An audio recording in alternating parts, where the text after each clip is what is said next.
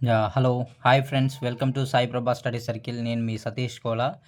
So, మనం రెగ్యులర్‌గా సైన్స్‌కి సంబంధించినటువంటి వీడియోస్ అనేవి అప్‌లోడ్ చేయడం జరుగుతుంది ఫ్రెండ్స్. ఇక్కడ మనం చూసుకున్నట్లయితే ఈరోజు మనం ఎయిత్ క్లాస్ బయాలజీకి సంబంధించినటువంటి ఇంపార్టెంట్ పాయింట్స్ టోటల్ నేను తయారు చేసుకున్న నోట్స్ అనేది మీకు ఇవ్వడం జరుగుతుంది ఫ్రెండ్స్. ఇక్కడ నుంచి ఎయిత్ క్లాస్ నుంచి బయాలజీ నుంచి బిట్ వచ్చిందంటే మిస్ కాకుండా ఉండే విధంగా నేను నోట్స్ అనేది మేక్ చేసుకోవడం జరిగింది. Okay friends. నేను ఈ వీడియో ఉన్నటువంటి ఏదైతే ఎయిత్ క్లాస్ బయాలజీ సంబంధించినటువంటి ఇంపార్టెంట్ బిట్స్ ఉన్నాయో అవి మీకు ఎక్స్‌ప్లెయిన్ చేస్తూ దీని యొక్క పీడిఎఫ్ మీకు ఫ్రీగా మన డిస్క్రిప్షన్‌లో నేను ప్రొవైడ్ చేస్తాను ఫ్రెండ్స్. మీరు దాని నుంచి మీరు డౌన్‌లోడ్ చేసుకోవచ్చు. సో, లేట్ చేయకోకుండా వీడియోకెళ్ళిపోదాం ఫ్రెండ్స్. ఇక్కడ మన వీడియోని ఎవరైతే రెగ్యులర్‌గా ఫాలో అవుతున్నారో వాళ్ళు కంపల్సరీగా సబ్స్క్రైబ్ చేసుకోండి ఫ్రెండ్స్. సబ్స్క్రైబ్ చేసుకొని లైక్ చేయండి, కామెంట్ చేయండి మీకేమైనా డౌట్స్ ఉన్నా గానీ. సో, మీకు తెలిసిన మిత్రులు ఎవరున్నా గానీ వాళ్ళకి మన వీడియోని షేర్ చేయండి ఫ్రెండ్స్. సో, ఇక్కడ ఈ వీడియోలో నేను పాటించినటువంటి నా విజయానికి నేను ఏసిన ప్రతి మెట్టు మీకు నేను ఎలా అనేది ఎక్స్‌ప్లెయిన్ చేస్తాను. Okay friends. లేట్ చేయకోకుండా వీడియోకెళ్ళిపోదాం. సో, ఇక్కడ చూసుకున్నట్లయితే నేను కొన్ని కొటేషన్స్ నాకు మోటివేషన్ అనిపించినవి నేను నోట్ చేసుకోవడం జరిగింది. ఇక్కడ విజయానికి రహస్యం ఆత్మవిశ్వాసం, విజయానికి మూలం పట్టుదల. ఓకే. ఉరిమే ఉత్సాహం నీలో ఉంటే అనితర విజయం సాధ్యమే. జీవితమనే యుద్ధంలో గెలవడానికి ధైర్యానికి మించిన ఆయుధం లేదు. నెక్స్ట్, తలదించి నన్ను చూడు తల ఎత్తుకునేలా చేస్తా అనేది పుస్తకం అనమాట. సో, మనకి బుక్కు చెప్తున్నటువంటి కొటేషన్‌ని ఇది చాలా ఇన్స్పిరేషన్ చేస్తుంది మనల్ని. ఓకే. నెక్స్ట్ టాపిక్‌లోకెళ్ళిపోదాం ఫ్రెండ్స్. ఎవరైతే ఈ వీడియోని చూస్తున్నారో ఎక్కడ స్కిప్ చేయకోకుండా కంటిన్యూగా చూడండి. మీకు ఇంపార్టెంట్ పాయింట్స్ ఖచ్చితంగా మీకు యూజ్ అవుతాయి. ప్రతి పాయింట్ కూడా నేను మిస్ కాకుండా కవర్ చేయడం జరిగింది. ఎలా గుర్తుపెట్టుకోవాలనేది కూడా మీకు ఇక్కడ ఎక్స్‌ప్లెయిన్ చేయడం జరుగుతుంది ఫ్రెండ్స్. ఓకే. నెక్స్ట్ ఇక్కడ చూసినట్లయితే ఎయిత్ క్లాస్‌కి సంబంధించినటువంటి బయాలజీ సైన్స్ పార్ట్‌లో భాగంగా బయాలజీ సంబంధించినటువంటి టాపిక్ మనం డిస్కస్ చేయడం జరుగుతుంది ఇక్కడ.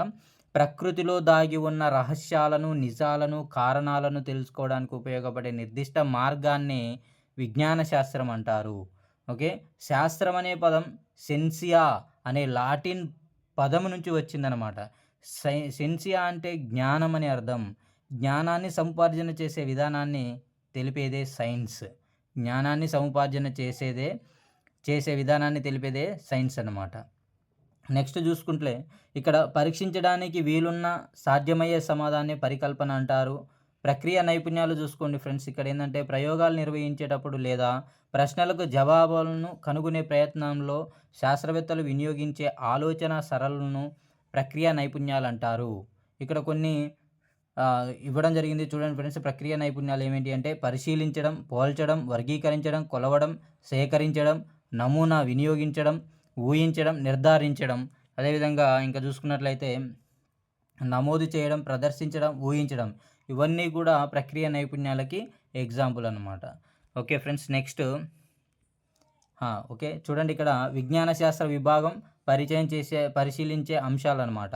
ఇక్కడ భౌతిక శాస్త్రం ఫిజిక్స్ ఏ అంశాలను పరిశీలిస్తుందంటే పదార్థం భౌతిక స్థితులైన చలనం, కాలం, గురుత్వాకర్షణ మొదలైన వాటి అంశాలను అధ్యయనం చేయడం జరుగుతుంది ఫిజిక్స్ అనేది. అదే నెక్స్ట్ రసాయన శాస్త్రం కెమిస్ట్రీ అంటే ఏ అంశాలను పరిశీలిస్తుందంటే ఇది పదార్థ నిర్మాణం, ధర్మాలు, ప్రతిచర్యల గురించి పరిశీలించడం.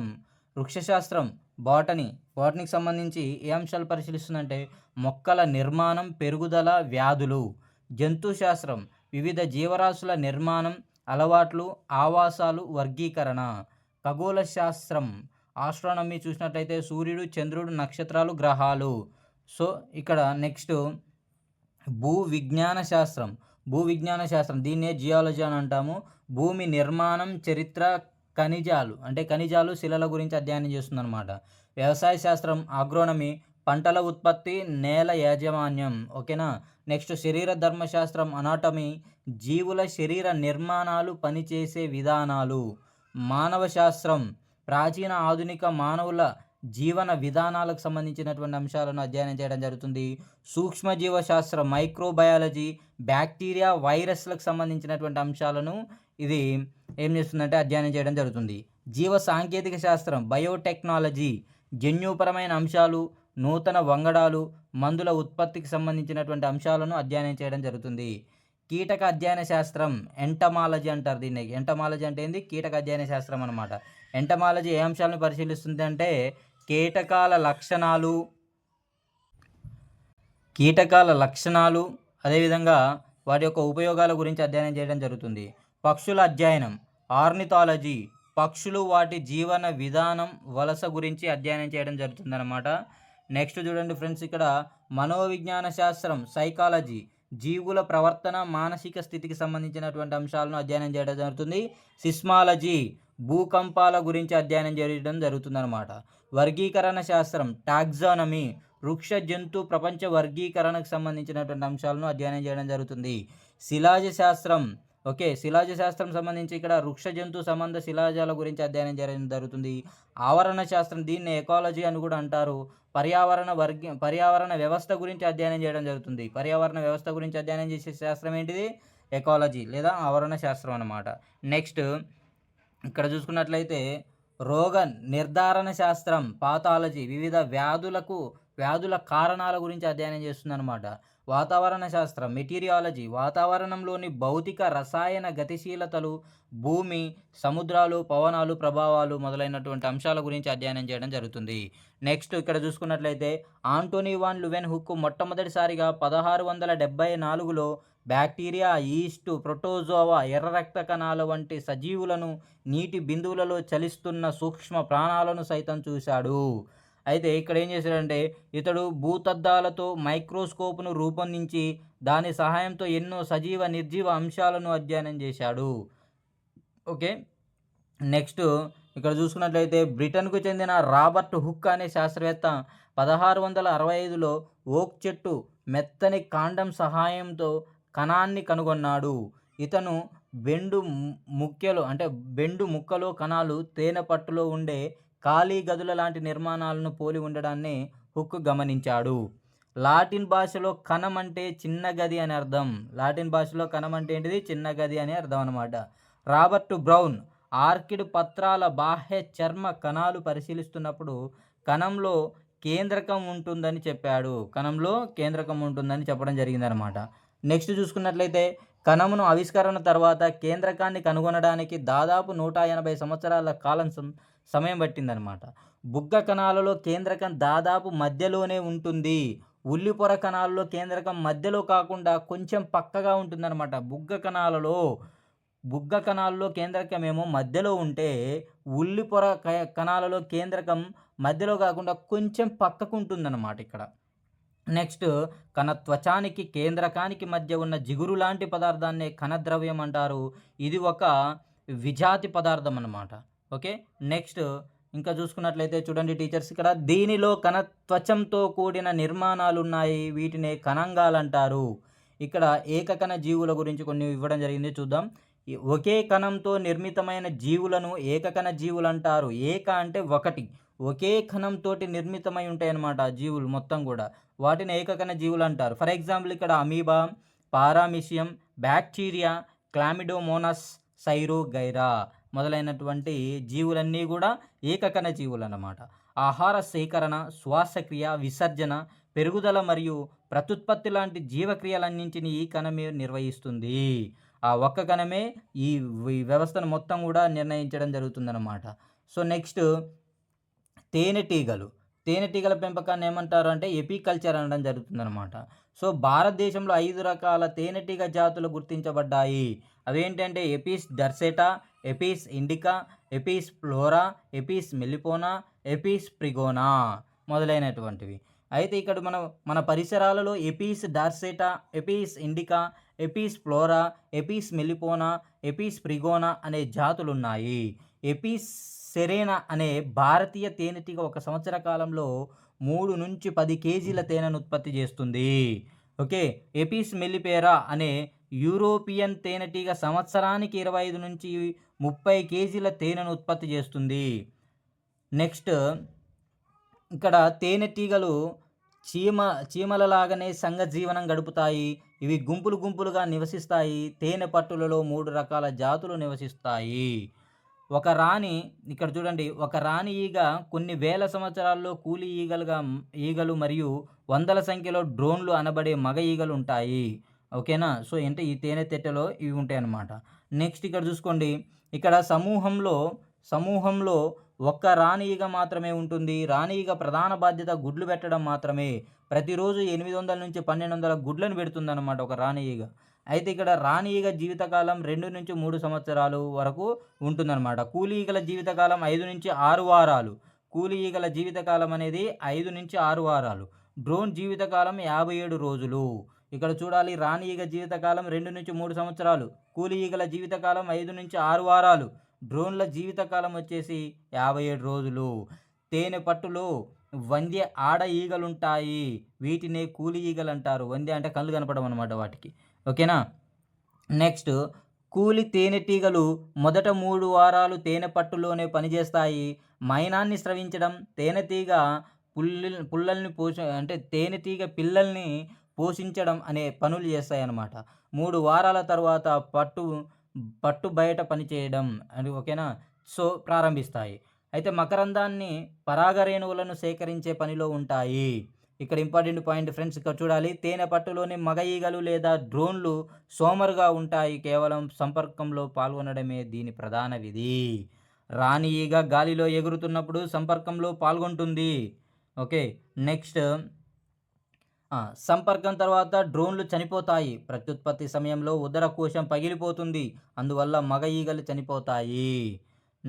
ఓకే. నెక్స్ట్ చూసుకున్నట్లయితే మకరందం పరాగరేణువులు కలిగిన మొక్కలను తేనె వృక్షజాలు అంటారు. తేనె వృక్ష అంటే దేని మకరందం అంట పరాగరేణువులు కలిగిన మొక్కలనే తేనె వృక్షజాలాలు అని పిలవడం జరుగుతుంది. వన్యజాతి మొక్కలలో, సాగు చేసే మొక్కలలో మకరందం లభిస్తుంది. నిమ్మ, యాపిలు, జామ, చింత వంటి వృక్షాలు, ఆముదాలు, నువ్వులు, గోధుమ, పత్తి, పొద్దుతిరుగుడు వంటి పంట పొలాలు, చిక్కుడు, బెండకాయ, వంకాయ వంటి కూరగాయలు మొక్కలు, తుమ్మ, వేప, మద్ది వంటి కలపనిచ్చే చెట్లు, పొదలు, అలంకరణ పూల మొక్కల నుండి మకరందం లభిస్తుంది. ఓకే. నెక్స్ట్, తేనెటీగ మైనం, తేనె విషం, తేనెటీగ పెంపకం ద్వారా ఏర్పడే ప్రధాన ఉత్పత్తులు. నెక్స్ట్ చూసుకున్నట్లయితే ఇక్కడ తేనెటీగ విషాన్ని హోమియో వైద్యంలో ఎపీస్ టింక్చర్ తయారు చేయడానికి వాడతారు. ఇంపార్టెంట్, ఈ క్వశ్చన్ రావడం జరిగింది మాకు డిఎస్సిలో, గమనించగలరు ఫ్రెండ్స్. సో, తేనెటీగ విషాన్ని హోమియో వైద్యంలో ఎపీస్ టింక్చర్ తయారు చేయడానికి వాడతారనమాట. తేనెటీగ మైనంతో అలంకరణ సామాగ్రి, గొల్ల చెప్పులు, ఓకేనా?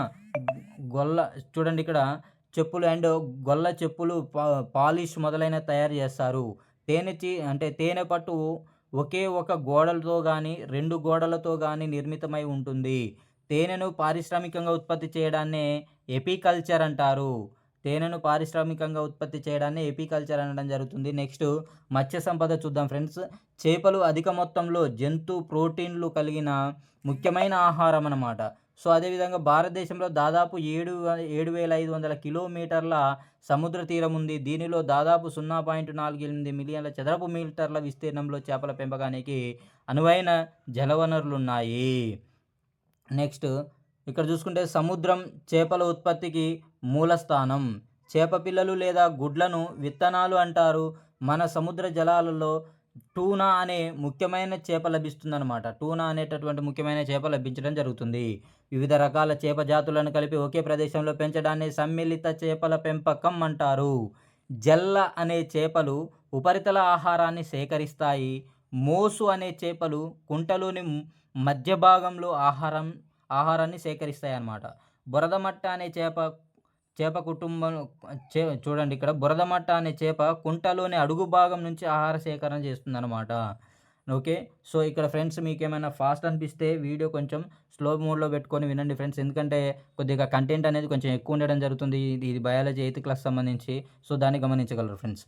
ఒక జాతి చేపలకు వ్యాధులు వస్తే అది మిగతా జాతులకు వ్యాపింప చేయదు. ఓకేనా?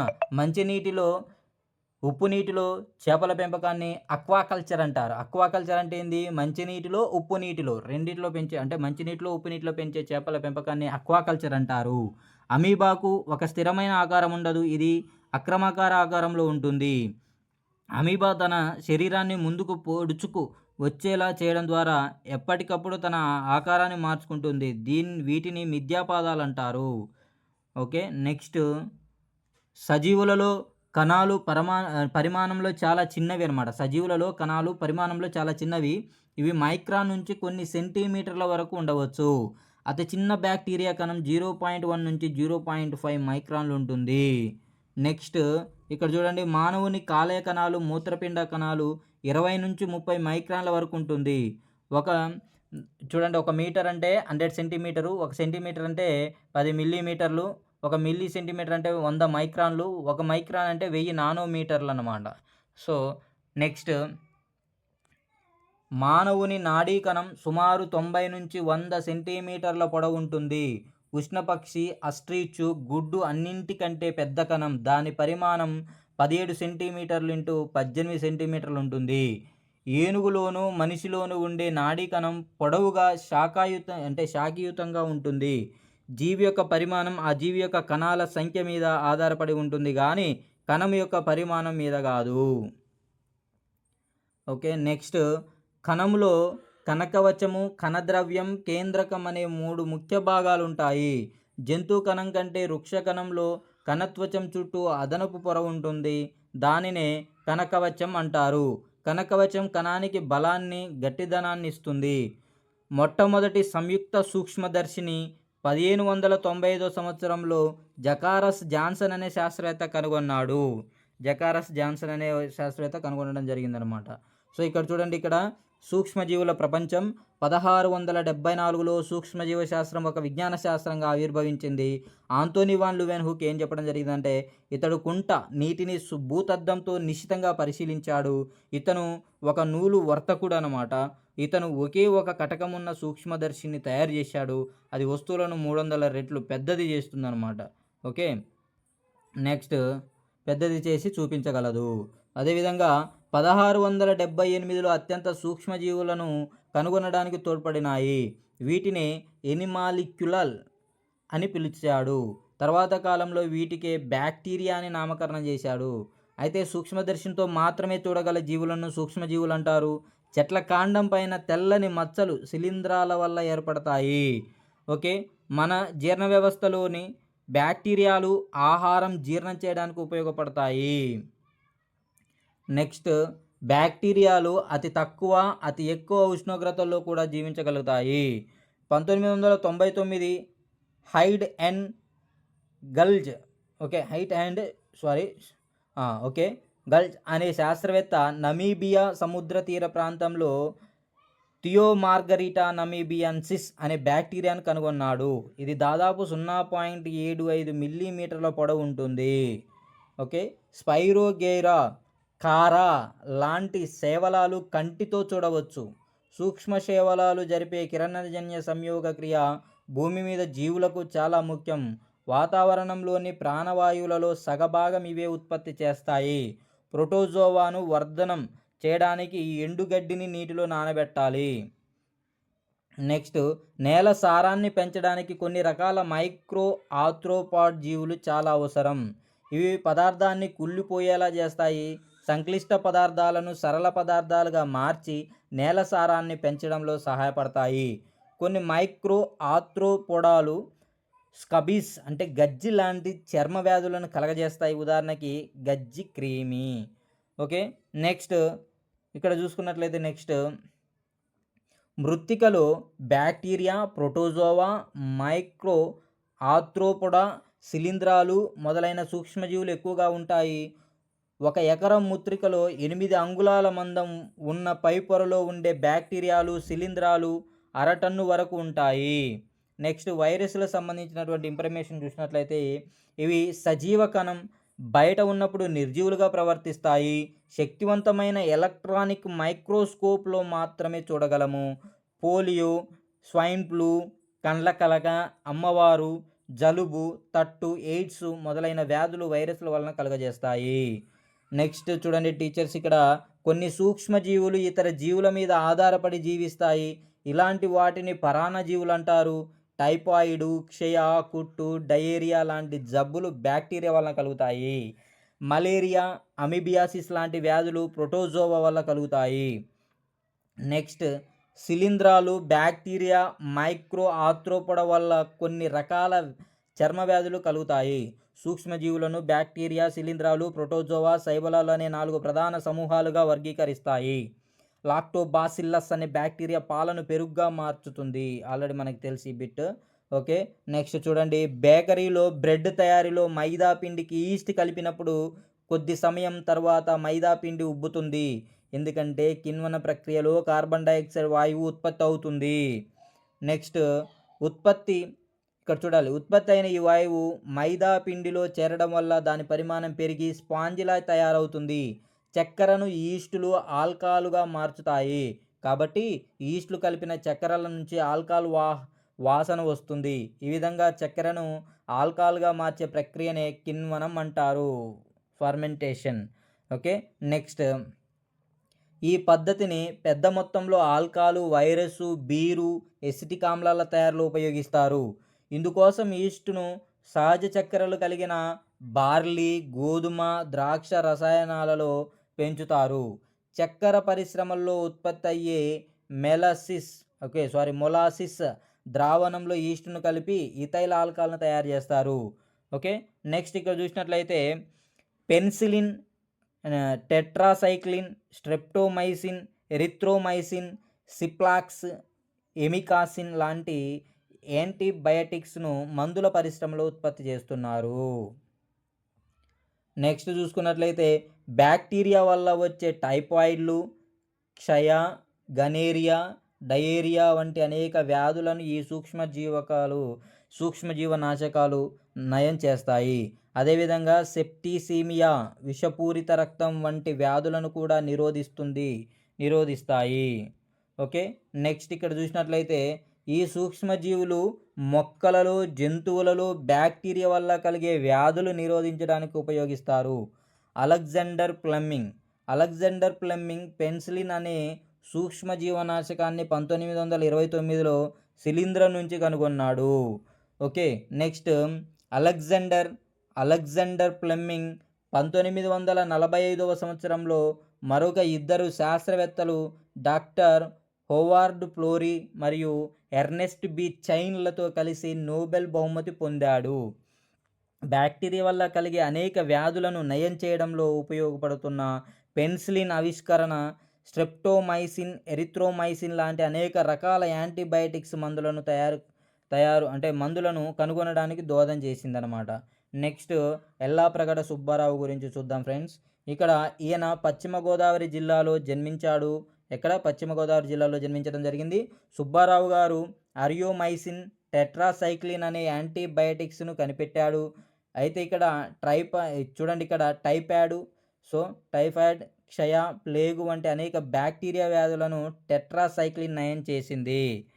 ఓకే, నెక్స్ట్ 5 సంవత్సరాల లోపు పిల్లలకు పోలియో చుక్కలు తప్పనిసరిగా వేయించాలి. డాక్టర్ జోసన్ సాక్ 1952లో పోలియోకు టీకాను కనుగొన్నాడు. ఇక్కడ టీకా, సాకులు ఎన్ని అక్షరాలు ఉన్నాయి ఫ్రెండ్స్? 2.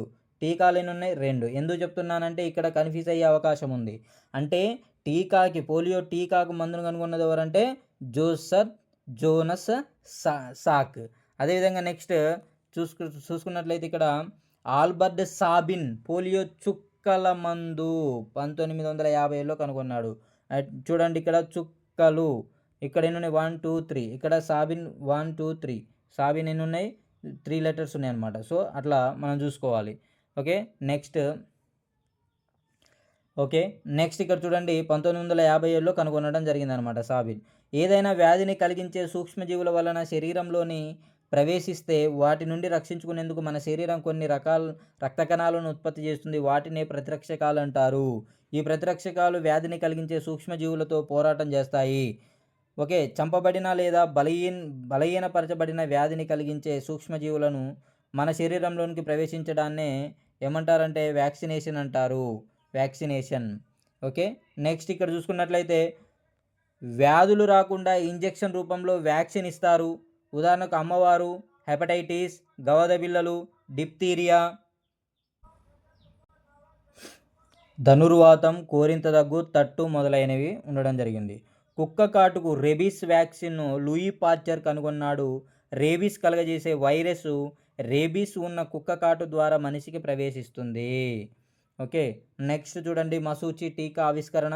వైద్యం కోసం ఎడ్వర్డ్ జెన్నర్ వద్దకు వచ్చే మశూచి సోకిన వారితో పాటు ఆవుకు సోకే కౌపాక్స్ సోకిన రైతులు కూడా వచ్చేవారు. ఎవరికైతే కౌపాక్స్ సోకుతుందో వారికి మశూచి సోకడాన్ని ఆయన గమనించాడు. ఓకే. నెక్స్ట్ ఇక్కడ ఏమంటుండంటే 1996లో ఎడ్వర్డ్ జెన్నర్ పాల డైరీలో పనిచేసే కౌపాక్స్ సోకిన వ్యక్తి శరీరం మీద ఉన్న బొబ్బు నుండి స్రవాన్ని తీసి ఆరోగ్యంగా ఉన్న 8 సంవత్సరాల బాలునికి ఇచ్చాడు. కౌపాక్స్ బొబ్బ స్రావంలో ఉండే పదార్థం మశూచి వ్యాధి రాకుండా వ్యాక్సిన్గా పనిచేస్తుంది. 1796లో ఎడ్వర్డ్ జెన్నర్ మశూచికి వ్యాక్సిన్ను కనుగొన్నాడు. వ్యాక్సిన్ అనే పదం వాకా అనే లాటిన్ పదం నుంచి వచ్చింది. వాకా అంటే ఆవు అని అర్థం. వాకా అంటే ఆవు అని అర్థం. ఓకే. నేలలో ఉండే సూక్ష్మజీవులు. నేల సారం. గాలిలో 78% నత్రజని వాయువు ఉంటుంది. మొక్కలు పోషకాలు తయారు చేసుకోవడానికి నత్రజని అవసరం అన్నమాట. అయితే మొక్కలు వాతావరణంలోని నత్రజనిని నేరుగా తీసుకోలేవు. ఓకే. నెక్స్ట్ చూసినట్లయితే ఇక్కడ రైజోబియం, నాస్టాక్, అనాబినా, అజటోబాక్టర్ వంటి సూక్ష్మజీవులు గాలిలోని నత్రజనిని గ్రహించి నత్రజని సమ్మేళన రూపంలో మార్చి మొక్కలకు అందించడంలో సహాయపడతాయి. ఈ నత్రజని సమ్మేళనాలను నేలలోనికి విడుదల చేస్తాయి. వాటిని మొక్కలు గ్రహిస్తాయి. నేలలో ఉండే బ్యాక్టీరియా, శిలీంధ్రం వంటి సూక్ష్మజీవులు జీవ సంబంధిత పదార్థాలుగా విచ్ఛిన్నం చేసి సరళ సమ్మేళనాలుగా మార్చివేస్తాయి. నెక్స్ట్ చూడండి ఫ్రెండ్స్, ఈ సమ్మేళనాలు మొక్కల పెరుగుదలకు చాలా అవసరం అన్నమాట. నత్రజని స్థాపన చూసినట్లయితే లెగ్యుమినేసి మొక్కలలో వేరు బొడిపెలలో ఉండే రైజోబియం బ్యాక్టీరియా నత్రజని స్థాపన చేస్తుంది. నత్రజని స్థాపన చేసే బ్యాక్టీరియా ఏదంటే రైజోబియం అనమాట. రైజోబియం బ్యాక్టీరియా లెగ్యుమినేసి జాతి అంటే చిక్కుడు, బఠానీ, వేరుశెనగ మొక్కల వేర్ల బొడిపెలలో ఉంటుంది. మొక్కలు రైజోబియంకు ఆవాసాన్ని ఇస్తాయి. ఇలా రెండు ఒకదానికొకటి సహకరించుకుంటాయి అన్నమాట. కాబట్టి ఈ సంబంధాన్ని సహజీవనం అనడం జరుగుతుంది. సహజీవనం అంటారు. నెక్స్ట్ లెగ్యూమ్ పంటలు పండించడం వల్ల నేల సారం పెరుగుతుంది. బీటీ పత్తి, బీటీ వంగ, బీటీ. ఓకే. ఇక్కడ చూడండి, బీటీ అంటే Bacillus thuringiensis. Okay. BT means that. Next సూక్ష్మజీవులు మానవులకు, పంటలకు, జంతువులకు వివిధ రకాల వ్యాధులు కలుగజేస్తాయి.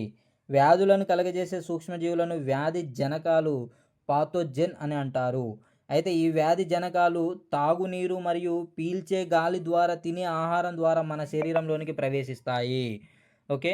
నెక్స్ట్ ఒకరి నుండి ఒకరికి సంక్రమించే వ్యాధులనే అంటువ్యాధులు అనడం జరుగుతుందన్నమాట. అంటువ్యాధులు అంటారు, కమ్యూనికేబుల్ డిసీజెస్. నెక్స్ట్ అంటువ్యాధులు గాలి, నీరు, ఆహారం, రోగితో సన్నిహితంగా ఉండడం ద్వారా ఈగలు, దోమలు వంటి కీటకాల ద్వారా వ్యాపిస్తాయి. జలుబు, కండ్లకలక, మశూచి, స్వైన్ ఫ్లూ, క్షయ, చికెన్ గున్యా మొదలైనవన్నీ అంటువ్యాధులే. వ్యాధులను వ్యాపింప చేయడానికి ఉపయోగపడే జీవులను వాహకాలు అంటారు. వాహకాలు అనడం జరుగుతుంది. నెక్స్ట్ ప్లాస్మోడియం అనే సూక్ష్మజీవి మలేరియాను వ్యాప్తి చేస్తుంది. ఆడయనాఫిలస్ దోమ ఒక వ్యక్తి నుంచి మరి ఒక వ్యక్తికి మలేరియా వ్యాధి కారక క్రిములను వ్యాపింపజేస్తుంది. అంటే ఈ చర్యలో దోమ వాహకంగా పనిచేస్తుందన్నమాట. అదేవిధంగా టైఫాయిడ్, కలరా, డయేరియా మొదలైన వ్యాధులు ఈగ వల్ల వ్యాపిస్తాయి. ఈగ వల్ల వ్యాపించడం జరుగుతుంది. నెక్స్ట్ మనిషిలో సూక్ష్మజీవుల వల్ల కలిగే సాధారణ వ్యాధులు గాలి ద్వారా ఎట్లా వ్యాపిస్తాయి అంటే ఇక్కడ క్షయ అనేది బ్యాక్టీరియా అనేటటువంటి సూక్ష్మజీవి వల్ల వస్తుంది. టీకాలు అంటే బీసీజీ రోగి యూజ్ చేసిన చేతి రుమాలు, గ్లాసులు వాడకూడదన్నమాట. అదేవిధంగా మశూచి అనేది వైరస్ వల్ల వస్తుంది. టీకాలు అంటే వరిసెల్లా అనే టీకా అనేది ఇవ్వడం జరుగుతుంది. నెక్స్ట్ గవద బిళ్ళలు వైరస్ వల్ల వస్తుంది. దీనికి ఎంఎంఆర్ టీకా ఇవ్వడం జరుగుతుంది. స్వైన్ ఫ్లూ వైరస్ వల్ల వస్తుంది. దీనికి కూడా టీకాలు ఇస్తారు. గాలి, నీరు ద్వారా ఎలా వ్యాపిస్తుందంటే పోలియో అంటే ఇక్కడ పోలియో అండ్ పోలియో ఈ వైరస్ వల్ల వస్తుంది. ఓరల్ పోలియో వ్యాక్సిన్ ఓపీవీ అనేది ఇవ్వడం జరుగుతుంది. కలుషితమైన నీరు, ఆహారం ద్వారా కలరా టైఫాయిడ్ బ్యాక్టీరియా వల్ల వస్తుంది. వ్యక్తిగతమైన పరిశుభ్రత, మరిగించిన నీరు తాగాలి. దీనికి అది చేయాల్సినటువంటి పని అన్నమాట. డిప్టీరియా, కోరింత దగ్గు, ధనుర్వాతాన్ని పక్షవాతం అనడం జరుగుతుంది. ఇది బ్యాక్టీరియా వల్ల వస్తుంది. దీనికి డిపిటి ట్రిపుల్ యాంటీజన్ అనేటటువంటి టీకా ఇవ్వడం జరుగుతుందన్నమాట. నెక్స్ట్ దోమల ద్వారా మలేరియా, చలిజ్వరం, అంటే దీన్నే ప్లాస్మోడియం అంటారు. ఇది ప్రోటోజోవా వల్ల వస్తుంది. ఆడ ఎనాఫిలస్ దోమతెరలు, దోమలను పారద్రోలే రసాయనాలు ఉపయోగించాలి. పరిసరాలలో నీరు నిల్వ లేకుండా చూసుకోవాలన్నమాట. నెక్స్ట్ చూస్తే డెంగ్యూ అనేది కూడా ఏమవుతుంది, వైరస్ వల్ల వస్తుంది. ఇది ఎడిస్ దోమ వల్ల రావడం జరుగుతుంది అనమాట. చికెన్ గున్యా ఇది కూడా వైరస్ వల్ల వస్తుంది. ఎడిస్ దోమ వల్ల వస్తుంది. మెదడు వాపు దీన్నే జపనీస్ ఎన్సెఫలైటిస్ అని అనడం జరుగుతుంది. ఇది కూడా వైరస్ వల్ల వస్తుంది. ఇది ఏ వాహకం వల్ల వస్తుందంటే ఆడక్యులెక్స్ దోమ వల్ల మెదడు వాపు అనే వ్యాధి వస్తుంది. ఎడిస్ దోమ అనే వాహకం ద్వారా చికెన్ గున్యా అనేది రావడం జరుగుతుంది. ఎడిస్ దోమ అనే వాహకం ద్వారా డెంగ్యూ అనే వ్యాధి కూడా రావడం జరుగుతుంది అనమాట. నెక్స్ట్ చూసుకున్నట్లయితే ఇక్కడ జంతువులలో వ్యాధులు కలగజేసే సూక్ష్మజీవులు, జంతువులలో గొర్రెలు, మేకలలో వచ్చే ఆంత్రాక్స్ వ్యాధి మనుషులపై కూడా ప్రభావం చూపుతుంది. అంటే ఇక్కడ పాడి పశువుల అంటే పాదాలకు గాలికుంట వ్యాధి అనేది వస్తుంది. నోటికి వచ్చే వ్యాధి అంటే వీటికి పశువులకి నోటికి సెప్టిసేమియా అంటారనమాట. సెప్టిసేమియా అనడం జరుగుతుంది. 1 minute.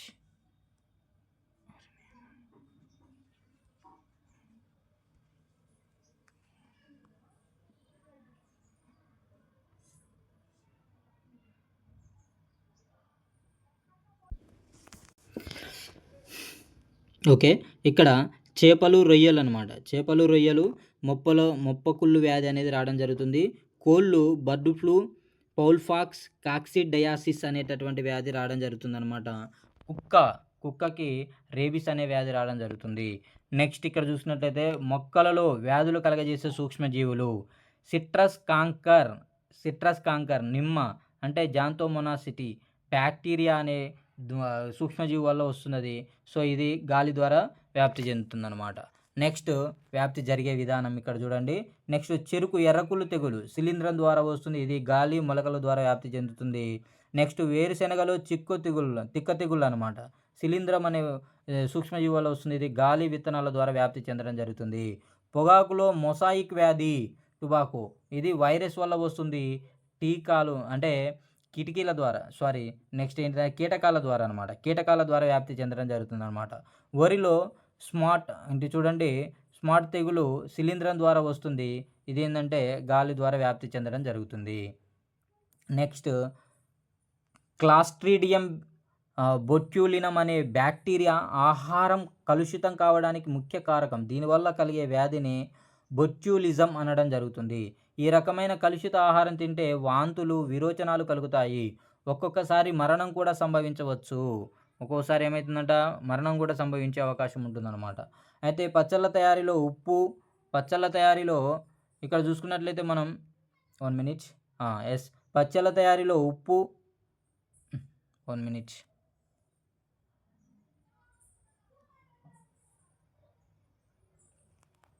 పచ్చళ్ళ తయారీలో ఉప్పు, కారం, నూనె కలపడం అండ్ ఇక్కడ జాములు, జెల్లీలు, పండ్ల రసాల, చక్కెర పాకంలో వేడి చేయడం వల్ల కూరగాయల ముక్కలు, చేపలు ఉప్పు కలిపి ఎండబెట్టడం వల్ల రకరకాల ఆహార పదార్థాలు నిల్వ చేస్తారనమాట. ఆహార పదార్థాల నుంచి నీరు లేదా తడిని తొలగించినప్పుడు సూక్ష్మజీవులు పెరగవు అనమాట. ఓకే, రిఫ్రిజిరేటర్ ఇక్కడ చూడండి. రిఫ్రిజిరేటర్ సూక్ష్మజీవుల పెరుగుదలను ఆపివేస్తుంది. ఇక్కడ లూయి పాశ్చర్ కొంత ఇన్ఫర్మేషన్ ఇవ్వడం జరిగింది ఫ్రెండ్స్. ఇక్కడ చూడండి, లూయి పాశ్చర్ 1822లో ఫ్రాన్స్లో ఒక చిన్న గ్రామంలో జన్మించాడు. ఇతను మొదటగా వైన్ పాడవడానికి దానిలోని సూక్ష్మజీవులే కారణమని గుర్తించాడు. ఇతను సూక్ష్మజీవ సిద్ధాంతం జెర్న్ థియరీ ప్రతిపాదించాడు. నెక్స్ట్ ఇతను రేబిస్కు, కుక్క కాటుకు అంటే వ్యాక్సిన్ కనుగొన్నాడు అనమాట. ఆంత్రాక్స్ వ్యాధిని కూడా టీకాను కనుగొనడం జరిగింది. సూక్ష్మజీవుల వలన పట్టు పురుగులకు కలిగే వ్యాధులను నియంత్రించే పద్ధతులను కనిపెట్టడం ద్వారా ఇతను జర్మనీ, ఫ్రాన్స్లోని సిల్క్ పరిశ్రమలను రక్షించాడు. నెక్స్ట్ పాలను 70 డిగ్రీల సెల్సియస్ వరకు 15 నుంచి 30 సెకండ్ల పాటు వేడి చేస్తారు. వెంటనే చల్లార్చి నిల్వ చేస్తారు. ఈ విధంగా చేయడం వల్ల సూక్ష్మజీవులు పెరగకుండా నిరోధించబడతాయి. లూయి పాశ్చర్ కనుగొన్న ఈ పద్ధతినే పాశ్చరైజేషన్ అంటారు. పాశ్చరైజేషన్ ఆవిష్కరణ సూక్ష్మజీవి రహిత విధానం కనుగొనడానికి మార్గం చూపింది. అయితే డాక్టర్ రొనాల్డ్ రాస్ మలేరియాను కలుగజేసే ప్లాస్మోడియం ఆడ ఎనాఫిలస్ దోమ మరియు వ్యాప్తి చెందుతుందనే విషయాన్ని కనుగొనడం జరిగిందనమాట. నెక్స్ట్ దీనికి గాను 1902లో నోబెల్ బహుమతి పురస్కారం లభించడం జరిగింది. ఈ పరిశోధనను సికింద్రాబాద్లోని 1897లో చేశాడనమాట. రాస్ 1857 మే 13 ఉత్తరాఖండ్ రాష్ట్రంలో అల్మోరా అనే ప్రదేశంలో జన్మించడం జరిగింది. మలేరియా మన దేశం వంటి ఉష్ణమండల ప్రాంతాలలో వచ్చే ప్రధాన వ్యాధులలో ఒకటి. అయితే లజ్జారు చూడండి స్పాల్జాని మరిగించడం ద్వారా సూక్ష్మజీవులను చంపవచ్చని నిరూపించడం జరిగింది. నెక్స్ట్ జంతువులలో ప్రత్యుత్పత్తి. సాధారణంగా చెవులు బయటకి కనిపించే చర్మంపై వెంట్రుకలు ఉండే జీవులు పిల్లల్ని కంటాయి. చెవులు బయటకు కనిపించని చర్మంపై రోమాలు ఉండని జంతువులు గుడ్లు పెడతాయన్నమాట. పిల్లల్ని కనే జంతువులను శిశోత్పాదకాలు అంటారు. అదే గుడ్లు పెట్టే జంతువులను అండోత్పాదకాలు అంటారు. ఇక్కడ ఒక జీవి నుంచి అవే పోలికలు ఉన్న మరొక జీవి పుట్టడాన్ని ప్రత్యుత్పత్తి అంటారు. నెక్స్ట్ చూడండి ఫ్రెండ్స్, ఇక్కడ ప్రత్యుత్పత్తి వలన జీవి అంతరించిపోకుండా ఉంటుంది. ప్రత్యుత్పత్తి ఒక జీవి యొక్క లక్షణాలను తరువాత తరానికి చేరవేసే శాశ్వతంగా ఉండేటట్లుగా దోహదపడేటటువంటి ఒక ప్రక్రియ అన్నమాట. ఇక్కడ బంగాళాదుంప, రణపాల, చామంతి మొదలైన మొక్కలలో జరిగే ప్రత్యుత్పత్తి విధానాన్ని అలైంగిక ప్రత్యుత్పత్తి అనడం జరుగుతుంది. జంతువులలో ప్రత్యుత్పత్తి రకాలు చూసినట్లయితే లైంగిక ప్రత్యుత్పత్తి, అలైంగిక ప్రత్యుత్పత్తి.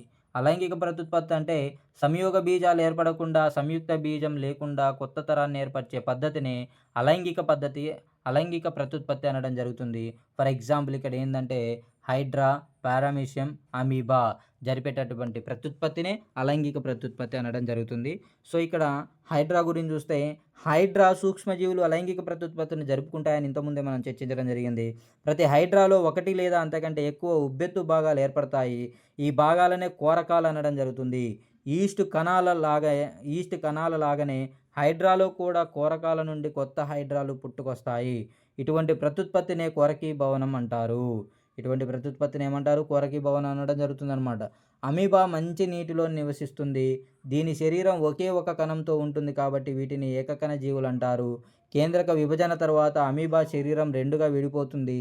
అనగా ఒక తల్లి అమీబా నుంచి 2 పిల్ల అమీబాలను ఏర్పడతాయి అన్నమాట. తల్లి అమీబా తన ఉనికిని కోల్పోతుంది. ఇటువంటి అలైంగిక ప్రత్యుత్పత్తిని ద్విధా విచ్ఛిత్తి అంటారు. నెక్స్ట్ లైంగిక ప్రత్యుత్పత్తి. ఇక్కడ లైంగిక ప్రత్యుత్పత్తి అనేది చూస్తే కేసరావళి నుండి విడుదలైన పరాగరేణువులు కీలాగ్రంపైకి చేరిన తర్వాత మొలకెత్తినప్పుడు పరాగనాళం ఏర్పడుతుంది. ఆ పరాగనాళంలోని పురుష బీజ కణాలు అండాశయంలో ఉన్న అండంతో ఫలదీకరణం చెంది సంయుక్త బీజం ఏర్పడుతుంది. ఈ విధంగా స్త్రీ పురుష సంయోగ బీజాలు కలిసి సంయుక్త బీజాన్ని ఏర్పరిచే విధానాన్ని లైంగిక ప్రత్యుత్పత్తి అంటారు. లైంగిక ప్రత్యుత్పత్తి అనడం జరుగుతుందన్నమాట. నెక్స్ట్ ఇక్కడ చూసినట్లయితే జంతువుల లైంగిక ప్రత్యుత్పత్తిలో పురుష సంయోగ బీజాలైన శుక్రకణాలు స్త్రీ సంయోగ బీజాలైన అండంతో సంయోగం చెంది సంయుక్త బీజం ఏర్పడుతుంది. నెక్స్ట్ ఇక్కడ చూడండి, ఇక్కడ పురుష ప్రత్యుత్పత్తి వ్యవస్థ. జంతువులలో ప్రత్యుత్పత్తి కొరకు శుక్రకణం మరియు అండం యొక్క కలయిక అవసరం. ఏ ఒక్క కణం వల్ల జీవి ఏర్పడదు. మానవుని పురుష ప్రత్యుత్పత్తి వ్యవస్థ ఉదరం దిగువ భాగంలో అమరి ఉంటుంది. నెక్స్ట్ ఇక్కడ పురుష ప్రత్యుత్పత్తి వ్యవస్థలో ఒక జత ముష్కాలు, ఒక జత శుక్రవాహికలు, ఒక పురుషాంగం ఉంటుంది. ముష్కాలు అండాకారంలో ఉంటాయి. మిలియన్ల కొద్ది శుక్రకణాలు ఉత్పత్తి చేస్తాయి. ప్రతి ముష్కం నుంచి ఒక శుక్రవాహిక బయలుదేరుతుంది. శుక్రకణాలు శుక్రవాహికల ద్వారా ప్రయాణించి పురుషాంగం ద్వారా బయటకు విడుదలవుతాయి. నెక్స్ట్ శుక్రకణాలు అతి సూక్ష్మమైనవి. శుక్రకణం తల, మధ్య భాగం, తోకలను కలిగి ఉంటుంది. తలలో కేంద్రకం ఉంటుంది. మధ్య భాగం మైటోకాండ్రియా ఉంటుంది. తోక చలించడానికి వీలుగా ఉంటుంది. ఇక్కడ చూడొచ్చు ఫ్రెండ్స్, నేను డ్రా చేయడం జరిగింది. ఇక్కడ ఇది తల, ఇక్కడ ఇందులో మధ్య భాగంలో వచ్చేసి మైటోకాండ్రియా ఉంటుంది అండ్ మెడ కూడా ఉంటుంది. చివరి భాగంలో తోక ఎందుకు ఉపయోగపడుతుందంటే చలించడానికి ఉపయోగపడుతుంది అనమాట. నెక్స్ట్ స్త్రీ ప్రత్యుత్పత్తి వ్యవస్థ. స్త్రీ ప్రత్యుత్పత్తి వ్యవస్థ ఉదరం లోపల నాభికి కొంచెం దిగువ అమరి ఉంటుంది. ఈ వ్యవస్థలో ఒక జత స్త్రీబీజకోశాలు, ఒక జత ఫలోపియన్ నాళాలు, ఒక గర్భాశయం, బాహ్య జననాంగం అనేది ఉండడం జరుగుతుంది. నెక్స్ట్ చూసుకున్నట్లయితే ఇక్కడ స్త్రీబీజకోశాలు ఉదరం లోపల కట్టి భాగంలో గర్భాశయానికి ఇరువైపులా అమరి ఉంటాయి. ప్రతి స్త్రీబీజకోశం నుంచి ఫలోపియన్ నాళం బయలుదేరుతుంది. స్త్రీబీజకోశాలు స్త్రీబీజ కణాలు అంటే అండాలను ఉత్పత్తి చేస్తాయి. సాధారణంగా మానవులలో స్త్రీబీజకోశం నుండి ప్రతి నెల ఒక పరిపక్వమైన అండం విడుదలవుతుందన్నమాట. నెక్స్ట్ చూసుకున్నట్లయితే ఇక్కడ శిశువు యొక్క పెరుగుదల గర్భాశయంలో జరుగుతుంది. శుక్రకణం మాదిరిగానే అండం కూడా ఏకస్థితిక దశలో ఉంటుంది. అండం ఒక పొరతో కప్పబడి ఉంటుంది. అండం లోపల కణద్రవ్యంలో ఒక గుండ్రని కేంద్రకం తేలియాడుతూ ఉంటుంది. ప్రత్యుత్పత్తి మొదటి దశలో శుక్రకణం యొక్క కేంద్రకం అండం యొక్క కేంద్రకంతో సంయోగం చెందుతుంది. రెండు కణాలలో కేంద్రకాలు కలిసిపోయి ఒకే కేంద్రకంగా ఏర్పడడం జరుగుతుందన్నమాట. నెక్స్ట్ ఇక్కడ చూసుకున్నట్లయితే దాని ఫలితంగా సంయుక్త బీజం ఏర్పడుతుంది. సంయుక్త బీజం ఒక కణమే అయినప్పటికీ అది ద్వయస్థితిక దశలో ఉంటుంది. శుక్రకణం ప్లస్ అండం రెండు కలిసి సంయుక్త బీజం అవుతుంది. శుక్రకణం ఎన్ స్థితిలో ఉంటుంది, అండం కూడా ఎన్ స్థితిలో ఉంటుంది. సంయుక్తం వచ్చేసి 2n స్థితిలో ఉండడం జరుగుతుంది. నెక్స్ట్ ఇక్కడ చూడండి అంతరఫలదీకరణ. అంతరఫలదీకరణ అంటే శుక్రకణాలు స్త్రీ శరీరంలోనికి ప్రవేశించి సంయుక్త బీజం ఏర్పడడానికి అంతరఫలదీకరణ అంటారు. కొన్ని రకాల కీటకాలు, పాములు, బల్లులు, పక్షులు, క్షీరదాలు మొదలైనవి జరిపేవన్నీ కూడా అంతరఫలదీకరణ అన్నమాట. ఇక్కడ పిండ అభివృద్ధి అనేది ఎట్లా ఉంటుందంటే ఫలదీకరణలో సంయుక్త బీజం ఏర్పడుతుంది. ఇది అనేక సార్లు విభజన చెంది అనేక కణాలను ఏర్పరచుకుంటుంది. ఈ కణాలన్నీ కలిపి బంతి ఆకారాన్ని పోలి ఉంటాయి. ఈ కణాలే తర్వాత వివిధ కణ జలాలు, అవయవాలు అభివృద్ధి చెందుతాయి.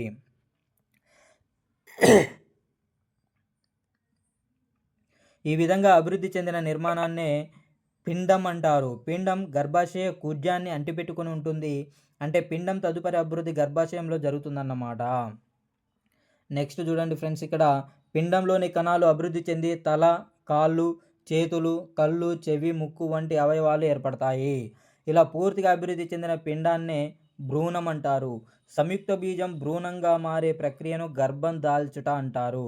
సంయుక్త బీజం అంట భ్రూణంగా మారేటటువంటి మార్పుని జరిగే ప్రక్రియనే గర్భం దాల్చుట అంటారు. సాధారణంగా శిశువు పుట్టడానికి సుమారుగా 270 నుంచి 280 రోజులు పడుతుంది. దీన్నే గర్భావధి కాలం అనడం జరుగుతుంది. నెక్స్ట్ బాహ్య ఫలదీకరణ. స్త్రీజీవి శరీరం వెలుపల జరిగే ఫలదీకరణనే బాహ్య ఫలదీకరణ అంటారు. ఉదాహరణకు కప్పలో ఈ విధమైన ఫలదీకరణ జరుగుతుంది. నీరు ఓకేనా. చూడాలి ఇక్కడ టాడ్పోలు ఊపిరితిత్తులను ఉపయోగించుకొని శ్వాసిస్తుంది అని మనం బిఫోర్ అంటే 7th క్లాస్లో నేర్చుకోవడం జరిగింది. వానపాము వంటి కొన్ని రకాల సూక్ష్మజీవుల్లో ఒకే జీవిలో పురుష మరియు స్త్రీ ప్రత్యుత్పత్తి అవయవాలు ఉంటాయి కనుక వీటిని ఉభయలైంగిక జీవులు అనడం జరుగుతుంది. ఉభయలైంగిక జీవికి ఎగ్జాంపుల్ ఏంటంటే వానపాము. నెక్స్ట్ క్లోనింగ్ అనేది కణం యొక్క ప్రతిరూపాన్ని తయారు చేసే పద్ధతి అన్నమాట.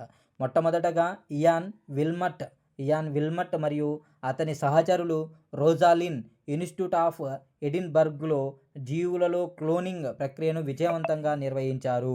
డాలీ అనే సరికొత్త గొర్రెను జూలై 5, 1996లో క్లోనింగ్ ద్వారా సృష్టించారు. ఇది మొదటి క్లోనింగ్ క్షీరదంగా గుర్తింపుగా పొందిందనమాట.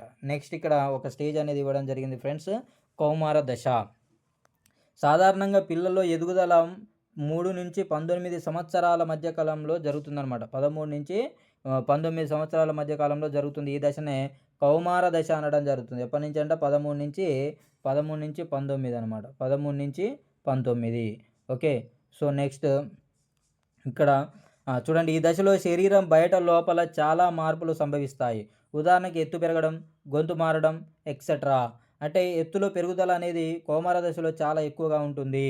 కౌమార దశలో చాలా ఎక్కువగా ఉండడం జరుగుతుందన్నమాట. నెక్స్ట్ ఆడమ్స్ యాపిల్ అని థైరాయిడ్ గ్రంథిని అంటారు. ఏ గ్రంథిని ఆడమ్స్ యాపిల్ అని పిలవడం జరుగుతుందంటే థైరాయిడ్ గ్రంథి. ఇది ఇంపార్టెంట్, ఆల్రెడీ ఎగ్జామ్లో రావడం జరిగింది ఇది. ఓకేనా. ఈ ఆడమ్స్ యాపిల్ వలన స్వరపేటిక యొక్క పాక్షిక పెరుగుదలను ఏర్పడుతుంది. స్వరపేటికలో 9 మృదులాస్తులు ఉంటాయి. స్వరపేటికలో ఉన్న 9 మృదులాస్థి నిర్మాణాల్లో థైరాయిడ్ మృదులాస్థి పెద్దదిగా ఉంటుంది. థైరాయిడ్ మృదులాస్థి అనేది చాలా పెద్దదిగా ఉండడం జరుగుతుంది అనమాట.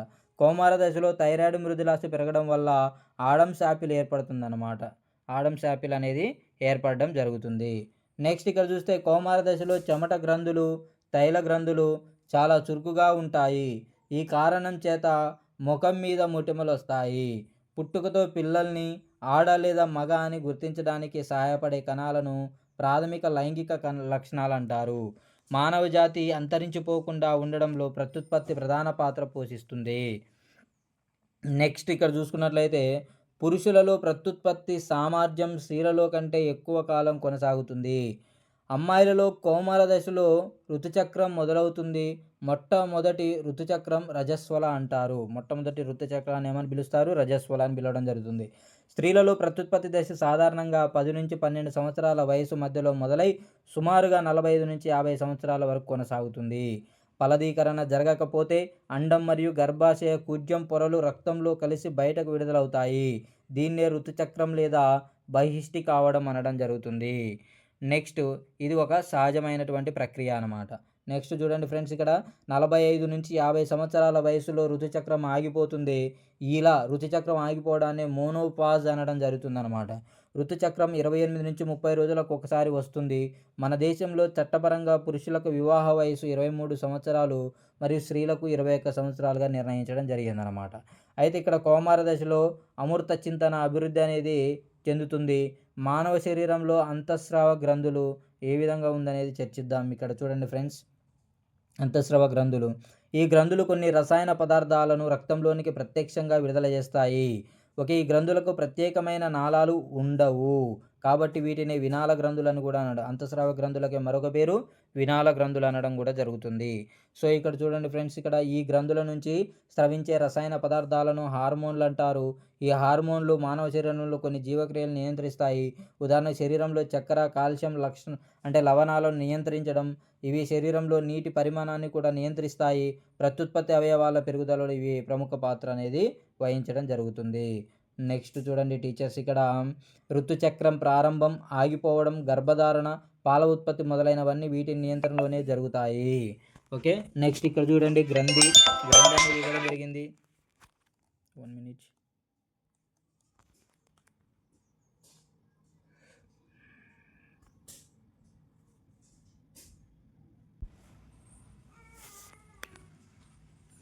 ఇక్కడ గ్రంథి హార్మోన్ ప్రభావం అనేది ఇవ్వడం జరిగింది. ముష్కాలు చూసినట్లయితే ఇక్కడ ముష్కాల్లో ఉండేటటువంటి హార్మోన్ ఏంటంటే టెస్టోస్టెరాన్, శుక్రకణాల ఉత్పత్తి, ద్వితీయ లైంగిక లక్షణాలు అనేవి ఉండడం జరుగుతుంది. ఈస్ట్రోజన్ అనేది స్త్రీబీజ కోశాల గ్రంథి నుంచి వస్తుంది. ఇది అండాలు విడుదల, ఋతుచక్రం నియంత్రణ, స్త్రీలలో ద్వితీయ లైంగిక లక్షణాలు అనేది ఉండడం జరుగుతుంది. పెరుగుదల హార్మోన్ ఇది నాకు డిఎస్సిలో వచ్చింది ఫ్రెండ్స్. నేను రివిజన్ సరిగా చేయకపోవడం వల్ల నేను చాలా కన్ఫ్యూజ్ అవ్వడం జరిగింది. ఇది సో అంటే ఎఫ్ఎస్హెచ్ హార్మోన్ అనేది ఏ గ్రంథి విడుదల చేస్తుందని అడగడం జరిగింది ఇక్కడ. సో మనం చూసుకున్నట్లయితే ఇక్కడ ఏంటంటే పీయూష గ్రంథి అనేది పెరుగుదల హార్మోన్ విడుదల చేస్తుంది. ఇవి ఏంటంటే మిగిలిన అంతఃస్రావ గ్రంథులను ఉత్తేజపరుస్తుంది అనమాట. రెండోది వచ్చేసి పాలిక్లిక్ స్టిమ్యులేటింగ్ హార్మోన్. ఇది అండం ఉత్పత్తికి అవసరమయ్యే ఈస్ట్రోజన్ను ప్రేరేపిస్తుంది. పురుషులలో ముష్కాలను ప్రేరేపించి శుక్రకణాలను ఉత్పత్తి చేస్తుంది. ఓకే, నెక్స్ట్ ఇక్కడ చూసుకున్నట్లయితే చూడండి ఫ్రెండ్స్, ఇక్కడ లుటినైజింగ్ హార్మోన్ విడుదలైనటువంటి హార్మోన్ అండం ఫెలోషియన్ నాళాల్లో ప్రవేశించడానికి సహకరిస్తుంది అన్నమాట. అధివృక్క గ్రంథి చూడండి ఎడ్రినలిన్, ఇది ఉద్వేగాలను నియంత్రిస్తుంది. ఎడ్రినలిన్ అనేది ఉద్వేగాలను నియంత్రించడం జరుగుతుంది అన్నమాట. నెక్స్ట్ సంతులిత ఆహారం. కౌమార దశలో ఉన్న వారికి శారీరక పెరుగుదల ఎక్కువగా ఉంటుంది. సంతులిత ఆహారంలో తగు పరిమాణంలో కార్బోహైడ్రేట్స్, ప్రోటీన్లు, క్రొవ్వు పదార్థాలు మరియు విటమిన్లు కలిగి ఉంటాయి. మన దేశ ఆహార పదార్థాలైన రోటీ, అన్నం, పప్పు, తృణధాన్యాలు, కాయగూరల్లో ఈ పదార్థాలు తగు మోతాదులో ఉంటాయి. నెక్స్ట్ చూడండి, ఇక్కడ చూసినట్లయితే ఇనుము రక్త కణాల తయారీకి తోడ్పడుతుంది కనుక ఐరన్ లభ్యమయ్యే పదార్థాలైన ఆకుకూర, బెల్లం, మాంసం, సిట్రస్ జాతికి చెందిన ఫలాలు, ఉసిరికాయలు తినడం అవసరం. ఎన్పిఈజిఎల్ కార్యక్రమం ద్వారా పాఠశాలలో అమ్మాయిలకు నాప్కిన్ల అందజేస్తున్నారనమాట. నాప్కిన్లు అనేవి అందజేయడం జరుగుతుంది. కౌమార దశ ఒడిదుడుకులతో కూడుకున్న దశ అని చెప్పింది ఎవరంటే స్టాన్లీ హల్. మనకు సైకాలజీలో రావడం జరుగుతుంది ఫ్రెండ్స్ ఇది. ఓకే, నెక్స్ట్ ఇక్కడ చూడండి ఆవరణ వ్యవస్థ అనేది ఇంపార్టెంట్ టాపిక్. ఇక్కడ నుంచి బిట్ అనేది ఖచ్చితంగా ఉంటుంది ఫ్రెండ్స్. మొక్కలు, జంతువులు నివసించే ప్రదేశాన్ని ఆవాసం అంటారు. ఆవాసంలో సజీవ నిర్జీవ అంశాలు 2 ఉంటాయి. 1935 సంవత్సరంలో ఏజీ టాన్స్లే అనే బ్రిటిష్ వృక్ష ఆవరణ శాస్త్రవేత్త అయినటువంటి ఆవరణ వ్యవస్థ ఎకోసిస్టమ్ అనే పదాన్ని మొదటిసారిగా ఉపయోగించారు. ఓకే. నెక్స్ట్ ప్రకృతి యొక్క మూల ప్రమాణాన్ని ఆవరణ వ్యవస్థగా వర్ణించడం జరిగింది.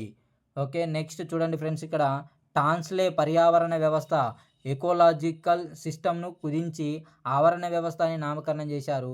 ఆవాసం ఆవరణ వ్యవస్థలో అతిపెద్ద భాగం. ఆహార గొలుసు 3 స్థాయిల్లో ఉంటుంది. ఇక్కడ చూసినట్లయితే మొదటిది ఉత్పత్తిదారులు చాలా రకాల మొక్కలు, శైవలాలు మొదలైనవన్నీ సూర్యరశ్మిని ఉపయోగించి ఆహారం తయారు చేసుకుంటాయి. వాటినే ఉత్పత్తిదారులు అనడం జరుగుతుంది. నెక్స్ట్ నెక్స్ట్ చూసుకున్నట్లయితే ఇక్కడ చూడండి ఫ్రెండ్స్, మడ చెట్లు స్పైరోగైరా, యూగ్లినా, ఆసిల్లాటోరియా, నీలి ఆకుపచ్చ శైవలాలు, నెక్స్ట్ యూలోథ్రిక్స్ ఎక్సెట్రా వీటినే ఉత్పత్తిదారులు అనడం జరుగుతుంది. వినియోగదారులు అంటే ఏంది? ఉత్పత్తిదారులను తిని శక్తి గ్రహించే జీవులను వినియోగదారులు అంటారు. పీతలు, హైడ్రా, ప్రోటోజోవా, నత్తలు, తాబేలు, నెక్స్ట్ డాప్నియా, గొట్టం పురుగులు మొదలైనవన్నీ కూడా వినియోగదారుల కిందికి రావడం జరుగుతుంది. నెక్స్ట్ విచ్ఛిన్నకారులు. విచ్ఛిన్నకారులు అంటే ఇవి మొక్కలు, జంతువులు విసర్జించిన వ్యర్థ పదార్థాల నుండి కానీ లేదా వాటి నిర్జీవ పదార్థాల నుంచి కానీ ఆహార పదార్థాలను సేకరిస్తాయి. వాటిని కుళ్ళింపజేయడం వల్ల పోషకాలు తిరిగి మృత్తికలోకి చేరుతాయి. ఓకే. నెక్స్ట్ ఇక్కడ చూడండి ఫ్రెండ్స్, ఏమనుందంటే ఈ పోషకాలను మొక్కలు తిరిగి వినియోగిస్తాయి కాబట్టి విచ్ఛిన్నకారులను పునరుత్పత్తిదారులు అంటారు. డెట్రిటస్ వంటి విచ్ఛిన్నకర బ్యాక్టీరియాలు ఉంటాయి. జీవావరణం భూమిపై ఉండే అతిపెద్ద ఆవరణ వ్యవస్థ. జీవావరణం అనేది భూమిపైన ఉన్నటువంటి అతిపెద్ద ఆవరణ వ్యవస్థ. భూమిపైన విస్తరించిన ఆవరణ వ్యవస్థలో మాంగ్రూవ్స్ లేదా మడ అడవులు ముఖ్యమైనవి అన్నమాట.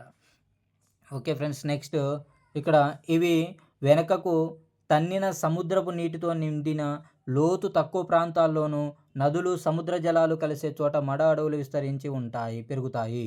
కోరింగా, ఓకే, మ్యాంగ్రూవ్స్ మడ అడవులు కాకినాడ దక్షిణ సముద్ర తీరంలో విశాఖపట్నం దక్షిణ ప్రాంతం నుంచి దాదాపు 150 కిలోమీటర్ల దూరం విస్తరించి ఉన్నాయి.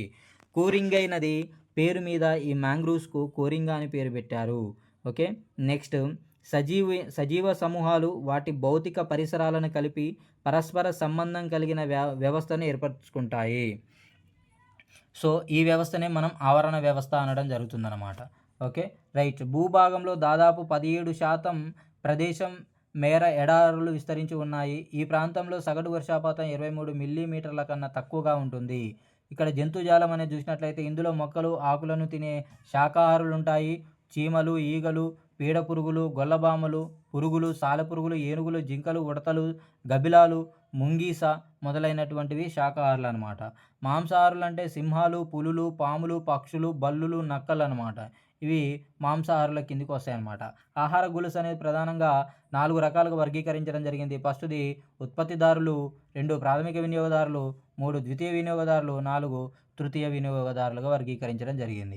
ఇక్కడ ఉత్పత్తిదారుల నుంచి వినియోగదారులోకి శక్తి ప్రవహిస్తుంది. ప్రతిసారి శక్తి బదిలీ అయ్యేటప్పుడు 80-90% స్థితి శక్తి శ్వాసక్రియ మరియు ఇతర విధానాల ద్వారా ఉష్ణ రూపంలో విడుదలవుతుంది. సౌరశక్తిలో దాదాపు 57% వాతావరణంలో వెదజల్లబడుతుంది. 35% భూమి వేడి చేయడానికి, నీటిని ఆవిరి చేయడానికి, దాదాపు 8% మొక్కలు చేరుతుందన్నమాట. ఓకే. దీని 80-85% సౌరశక్తిని మొక్కలు శోషిస్తాయి. శోషించే దానిలో 50% మాత్రమే కిరణజన్య సంయోగక్రియలో వినియోగించబడుతుందన్నమాట. నెక్స్ట్ చూడండి, ఇక్కడ సూర్యశక్తిని మొక్కలు గ్రహించి తమలో నిక్షిప్తం చేసుకుని ఆహార పదార్థాలలో స్థితిశక్తి రూపంలో నిల్వ చేసుకుంటారు. మనకు ఉపయోగపడే మొక్కలను అధిక సంఖ్యలో పెంచడాన్నే పంట అంటారు. పంటలు పండించే వృత్తినే వ్యవసాయం అంటారు. జొన్న, కందులు పండడానికి 180 రోజులు అంతకంటే ఎక్కువ రోజులు పడుతుందన్నమాట. ఇలాంటి పంటలనే దీర్ఘకాల పంటలు అనడం జరుగుతుంది. ఓకే. నెక్స్ట్ ఇక్కడ చూడండి, పెసర్లు, ఇక్కడ మినుములు వంటి పంటలు పండడానికి 100 రోజులు లేదా అంతకంటే తక్కువ కాలం పడుతుందన్నమాట. ఇలాంటి పంటలనే స్వల్పకాలిక పంటలు అనడం జరుగుతుంది. వర్షాకాలంలో పండించే పంటలను ఖరీఫ్ పంటలు అంటారు. శీతాకాలంలో మాత్రమే పండే పంటలను రబీ పంటలు అనడం జరుగుతుంది. ఇక్కడ చూసినట్లయితే సోయా, చిక్కుడు మొక్కలు సంవత్సరం పొడవునా పుష్పిస్తాయి. గోధుమ పంటలు రబీ సీజన్లో సాగు చేస్తారు. గోధుమ పంటను రబీ సీజన్లో మాత్రమే సాగు చేయడం జరుగుతుంది. వరి పంటలను ఖరీఫ్, రబీ 2 సీజన్లో సాగు చేస్తారు. బియ్యాన్ని విశ్వధాన్యపు పంట, గ్లోబల్ గ్రెయిన్ అని పిలవడం జరుగుతుంది. వరి పంటను మీసోలిథిక్ మరియు హరప్పా నాగరికత కాలంలో సాగు చేసినట్లు ఆధారాలు ఉన్నాయి. ఓకే, హరప్ప నాగరికతంలో సాగు చేసినట్లు ఆధారాలు అనేవి ఉండడం జరిగిందనమాట. నెక్స్ట్ చూడండి ఫ్రెండ్స్, ఇక్కడ చూసుకున్నట్లయితే నెక్స్ట్ ఓకే, సో ఇక్కడ ఉష్ణమండల తడి నేలల్లో పండించే పంటల్లో అయినప్పటికీ వరి పంటను రబీ మరియు ఖరీఫ్ పంటల్లో రాజస్థాన్ నుంచి అరుణాచల్ ప్రదేశ్ వరకు, కేరళ నుండి జమ్మూ కాశ్మీర్ వరకు దేశమంతటా పండించడం జరుగుతుందన్నమాట. నెక్స్ట్ ఇక్కడ చూడండి ఫ్రెండ్స్, ఈ పంట చైనా, జపాను, ఆస్ట్రేలియా వంటి దేశాల్లో కూడా పండిస్తారు. అధిక విస్తీర్ణంలో వరిని పండించే దేశం ఇండియా. అయినప్పటికీ చైనా, జపాన్తో పోల్చి చూసినప్పుడు మన దేశంలో ఒక హెక్టార్లో పండించే పంట ఇతర దేశాల్లో పండించే పంట కంటే చాలా తక్కువ. ఓకే, నెక్స్ట్ ఇక్కడ చూడండి, మొక్క బాగా పెరగాలి అంటే వేర్ల ద్వారా నీరు, గాలి అందడం చాలా అవసరం. విత్తనాలు నాటడం వ్యవసాయంలో అతి ముఖ్యమైనటువంటి దశ. వ్యవసాయంలో అతి ముఖ్యమైనటువంటి దశ అని దేని అంటారంటే విత్తనాలు నాటే దశనే ఏమంటారు, ముఖ్యమైనటువంటి దశ అనడం జరుగుతుంది. లిన్నేయస్ అనే శాస్త్రవేత్త వరికి వరైజా అని పేరు పెట్టారు. వరైజా సటేవా అనే వరి రకాన్ని మన ఆసియా ఖండంలో పండిస్తారు. వరైజా సటేవా అనేటటువంటి వరి రకాన్ని ఎక్కడ పండించడం జరుగుతుందంట, ఆస్ట్రేలియాలో పండించడం జరుగుతుంది. Africa Oryza glaberrima, America Oryza గ్లామిపాచులా, నెల్లూరు మొలగులుకులు, కర్నూలు సోనా అని పిలవడం జరుగుతుంది. అమృతసారి, బంగారు తీగ, కొల్లేటి కుసుము, పొట్టి బాసంగి అనేవి మన సాంప్రదాయపు వరి రకాలు. పొట్టి బాసంగి అనేటటువంటివి మన సాంప్రదాయపు వరి రకాలన్నమాట. ఓకే, నెక్స్ట్ జాతీయ విత్తనాభివృద్ధి సంస్థ నేషనల్ సీడ్ డెవలప్మెంట్ కార్పొరేషన్ వివిధ రకాల విత్తనాలను శుభ్రపరిచి రైతులకు అందిస్తుంది. విత్తనాలను నేలపై వెదజల్లే పద్ధతినే బ్రాడ్ కాస్టింగ్ అంటారు. విత్తనాలను నేలపై చల్లేటటువంటి పద్ధతిని ఏమంటారంటే బ్రాడ్ కాస్టింగ్ అని పిలవడం జరుగుతుంది. నెక్స్ట్ చూసుకున్నట్లయితే ఇక్కడ చూడండి ఫ్రెండ్స్, పండించే వరి రకాన్ని బట్టి, ఉష్ణోగ్రతను బట్టి, అవసరాన్ని బట్టి, నీటి అందుబాటును బట్టి మొక్కలు 14 నుంచి 40 రోజులు నాటుకునే దశకు వస్తాయన్నమాట. అయితే నెక్స్ట్ శ్రీ అంటే సిస్టమ్ ఆఫ్ రైస్ ఇంటెన్సిఫికేషన్, అంటే గోధుమ, వరి, చెరుకు పంటలు ఎక్కువగా శిలీంధ్ర వ్యాధులకు గురి అవుతాయి. వేరుశనగలో వచ్చే ఫంగస్ వ్యాధిని టిక్క తెగులు అని అనడం జరుగుతుంది. ఈ దశలో వేళ్ళు కుళ్ళిపోయి చెడు వాసన వస్తుందన్నమాట. ఈ దశలో వేళ్ళు అనేవి కుళ్ళిపోయి చెడు వాసన రావడం జరుగుతుందన్నమాట. నెక్స్ట్ నిమ్మ చెట్టు ఆకులు, కాయలపై పొడి లాంటి పదార్థం వైరస్ వల్ల, గోధుమ వర్ణపు మచ్చలు బ్యాక్టీరియా వల్ల వస్తాయి. దక్కన్ జాతి రెక్కలు లేని ఆకు మిడత ఖరీఫ్ కాలంలో మాత్రమే కనిపించడం జరుగుతుందన్నమాట. నెక్స్ట్ శిలీంధ్ర వ్యాధుల వల్ల ఆకులపై తెలుపు, నలుపు, పసుపు మరియు గోధుమ రంగు మచ్చలు కానీ, మెత్తగా లేదా పొడితో కూడిన పొర ఏర్పడడం కానీ కనిపిస్తాయి. బ్యాక్టీరియా, వైరస్ వల్ల ఆకుల రంగును కోల్పోవడం జరుగుతుంది.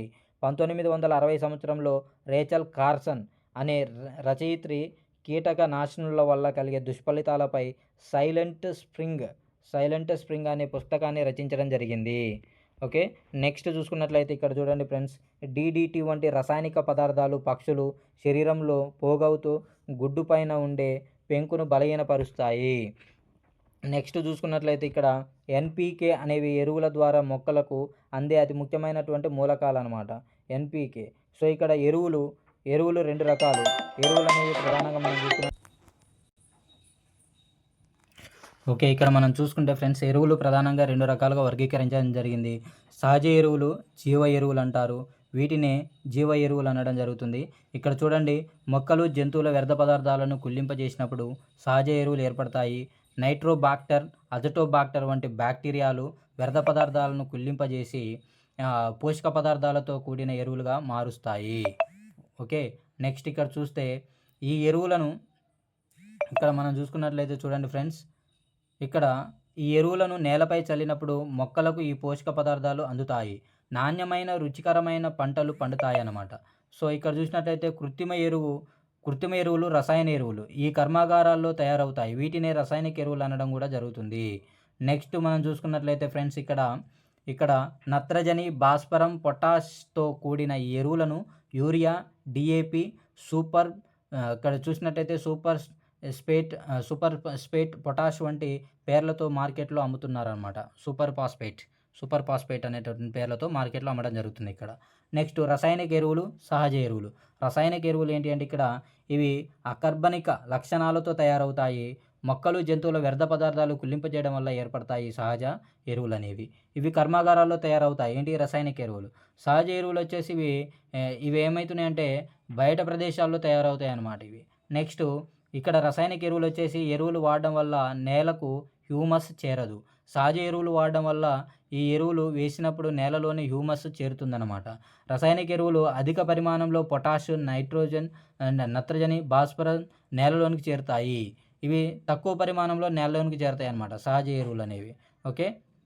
నెక్స్ట్ ఇంకా చూసుకున్నట్లయితే ఇక్కడ క్రమంగా నేల ఆరోగ్యం తగ్గుతుంది. నేల ఎప్పటికీ ఆరోగ్యంగానే ఉంటుందన్నమాట సహజ ఎరువులు వాడడం వల్ల. అంటే ఇక్కడ మనం చూడండి ఫ్రెండ్స్, ఇక్కడ ప్రధానంగా మన దేశంలో ముఖ్యంగా 3 రకాల నీటిపారుదల పద్ధతులు అవలంబిస్తున్నారు. నీటిపారుదల పద్ధతులు ఎన్ని రకాలుగా ఉన్నాయి? 3 రకాలు ఉన్నాయన్నమాట.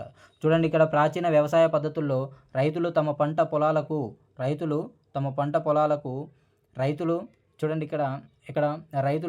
పొలాలకు ఇక్కడ చూడాలి ఏతం, మోటబావి అంటే గొలుసు చక్రం వంటి వివిధ సాధనాల ద్వారా నీటి పారుదల సౌకర్యం కలిగించేవారనమాట.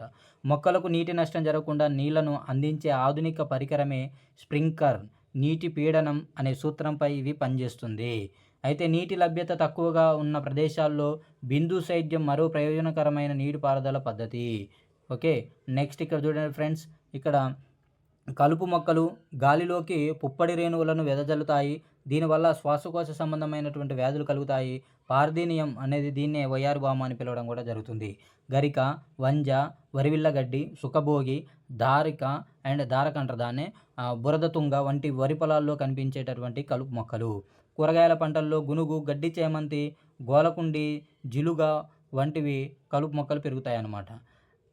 నెక్స్ట్ పొగాకులో పొగాకు, మల్లె, మిరప పత్తిలో పులిచింత వంటి సాధారణంగా పెరిగే కలుపు మొక్కలు కనిపిస్తాయి. 2,4 డైక్లోరోఫినాక్స్ ఎసిటిక్ ఆమ్లం కలుపు మొక్కల నాశనం కొరకు వాడతారు. ఇది ద్విదళ బీజ కలుపు మొక్కలపై ప్రభావం చూపుతుందన్నమాట. ఇక్కడ చూసినట్లయితే రైతులు పర్యావరణ ప్రేమికులు. వ్యవసాయం మన దేశానికి వెన్నుముక వంటిది. వ్యవసాయం అనేది ఏమంటే మన దేశానికి వెన్నుముక వంటిది. ఇక్కడ చూడాలి ఫ్రెండ్స్, నెక్స్ట్ చూసుకున్నట్లయితే శీతల గిడ్డంగుల్లో అతి తక్కువ ఉష్ణోగ్రత ఉండడం వల్ల కూరగాయలు, పండ్లు వంటివి తొందరగా చెడిపోక చాలా కాలం నిల్వ ఉండడం జరుగుతుందన్నమాట. నెక్స్ట్ ఇక్కడ చూడండి ఫ్రెండ్స్, ఇక్కడ పశుపోషణ అనేది చూసినట్లయితే ఆహారాన్ని అందజేయడం, వసతిని కల్పించడం, రక్షణ కల్పించడం, జంతువుల ప్రజననం వంటి అంశాలను అమలు చేస్తుంటాం. వీటన్నింటిని కలిపి పశుపోషణ అనడం జరుగుతుందన్నమాట. సో ఇక్కడ నేమ్ ఆఫ్ ద ఎనిమల్స్ మచ్చిక చేసుకున్నటువంటి కాలం అనేది చూద్దాం ఇక్కడ ఫ్రెండ్స్. ఇక్కడ కుక్కను వచ్చేసి క్రీస్తుపూర్వం 3000 నుంచి 7,000 సంవత్సరాలకు సంబంధించింది అనమాట. 30,000 నుంచి 7,000 వరకు సంబంధించింది. గొర్రె క్రీస్తుపూర్వం 11,000 నుంచి 9,000, పంది క్రీస్తుపూర్వం 9,000, మేక క్రీస్తుపూర్వం 8,000 సంవత్సరాల క్రితం అనేది మచ్చిక చేసుకోవడం జరిగింది ఈ జంతువులను.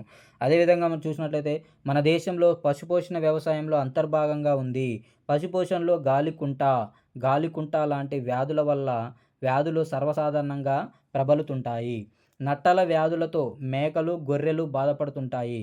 కొన్ని పరాన్నజీవులు పశువుల కాలేయం, పేగులను నాశనం చేస్తాయి. బ్యాక్టీరియా, వైరస్ వల్ల వచ్చే వ్యాధితో పాల ఉత్పత్తి తగ్గిపోతుందన్నమాట. So okay. నెక్స్ట్ ఇక్కడ మన రాష్ట్రంలో అన్ని జిల్లాల్లో ముర్రజాతి పశువులను ఎక్కువగా పెంచుతుంటారు. ఇవి ప్రతిరోజు 8 లీటర్ల పాలు ఇస్తాయి అన్నమాట. మన దేశంలో హర్యానా, జఫర్బాద్, నాగపురి జాతికి చెందినటువంటి ఆవులు ఎక్కువగా పాలనిస్తాయి.